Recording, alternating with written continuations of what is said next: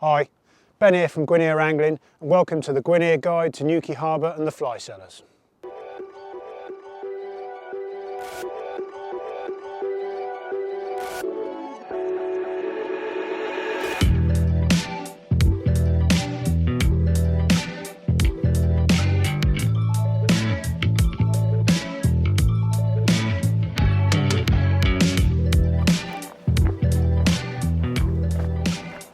So we're at the Fly Cellars, definitely one of Newquay's better known marks. Lovely flat concrete platform that fishes a good few anglers as long as nobody's casting too wayward.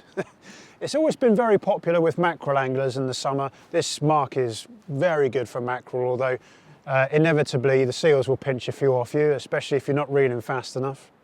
It's also good for bottom fishing as well. It can turn up good catches of hounds when it's rough. You get bass here. Through the winter you get all your usual suspects, especially when there's a bit of a sea running. And in fact, if anything, it's quite an underrated mark for bottom fishing with a lot of anglers. In fact, some people use it as a red herring. If they don't want to tell you where they've caught something, they'll say, oh, I caught that down Fly Cellars. But actually, they're doing this mark a bit of a disservice because it can be pretty good. Some amazing fish have been landed here over the years. There was once a British record coalfish caught here. It's quite a well-known story. A guy caught a huge coalfish on a lure, and it happened to be at a time when a competition was running, and he won loads of money for catching a British record on that lure. So that's one often told story about this place.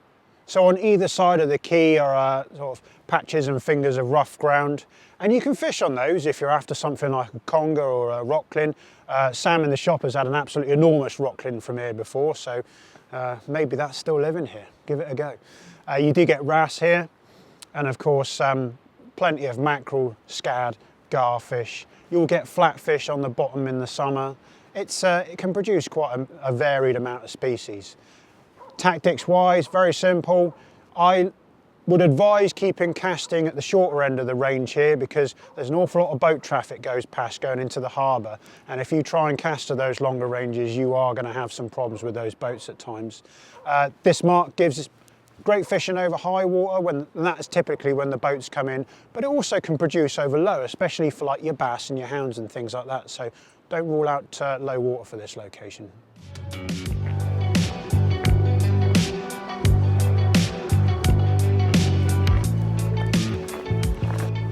Okay, so now we're on North Quay. This is the outermost arm of Newquay Harbour. And this is another good mark. It's not got as much depth as Fly Cellars. You're going to be wanting to fish this more over the high water period, or at least from sort of mid-tide. But it can produce some excellent fish. We had a customer in the shop just the other day who showed us some pictures of fish he caught through the summer. Some really nice hounds, good bass, some small-eyed ray too. So it definitely has a bit of big fish pedigree there if that's your thing. Another strength of this is that it's very comfortable mark to fish. You can bring your family down here. There's railings all around, so it keeps everybody safe. It's nice on that front. It's important to remember that this is a working harbour, and as such there is a lot of boat traffic going in and out, especially during the day. At night time you can probably get away with casting long because you'll see the boats come from a fair way out. They'll have the lights on, but in the day they can suddenly just be there and you've got to wind in however far you've cast very, very quickly. So I would say in the daytime especially it pays to cast reasonably short here. And one of the features of this mark is that it does have a nice bowl at the bottom of this wall, and there's a lot of scent coming out from the harbour, so the jury's out on whether you really need to cast that far anyway. A lot of people say that just a little cast is all that's needed to get among some surprisingly decent fish. So just a quick one about fishing in the harbour itself. You might look at this and think, oh, that looks dynamite for mullet, but I've generally found that it promises more than it actually delivers. You do get mullet here, and sometimes there can be a fair few of them, but they're very sporadic. It's not something you can really predict. It's something you more just hear, oh, the mullet are there, and you have a go for them. They're not here every day, and quite often you can work very hard for only small fish. So there are other venues around that I would suggest are better if you're after a mullet. Okay, so now I'm on the South Quay, and just over the wall to my left is Towan Beach. It's a fair drop. It's definitely high enough to hurt. And there's quite a bit of rocky ground out in front of me here, and this is quite a popular spot on this arm of the harbour. It does produce bass when it's quite rough. I've seen people do well on mullet here as well. One of the bonuses of this sort of section of the quay is that there's steps right at the bottom that you can walk any bigger fish to, and that's a way that you can land them. Further out, you've got a bit more depth, and I like to fish there in the winter sometimes when there's a bit of a sea running.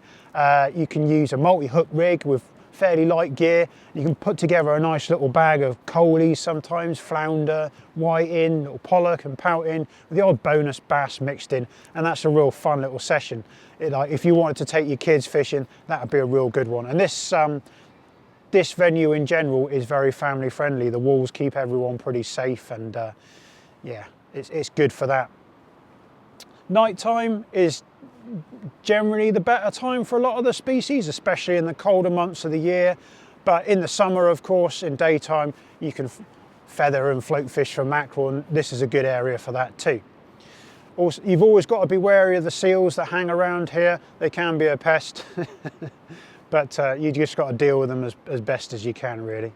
It can pay not to cast too long here too, because a lot of the features are right at the bottom of the wall here, so you can picture that any fish sort of coming along looking for food would naturally be drawn into those areas, so definitely worth dropping in short every now and again. So just a little word about parking in this area. If you're fishing on the South Quay, there is a small public car park down here, or you can park at the top of the town and walk down. If you're fishing on North Quay or the Fly Cellars, my best advice would be to park in Dane Road car park at the top near the Atlantic Hotel, just like you would do for the headland. So I hope you've enjoyed this Gwinear guide to Newquay Harbour and the Fly Cellars. If you've got any questions, or I've not explained anything well enough, just pop your question in the comments below. I'll get to it as soon as I can. If you enjoy these videos, please give them a like, and we'd really appreciate you subscribing to the channel. Cheers, I'll see you in the next one.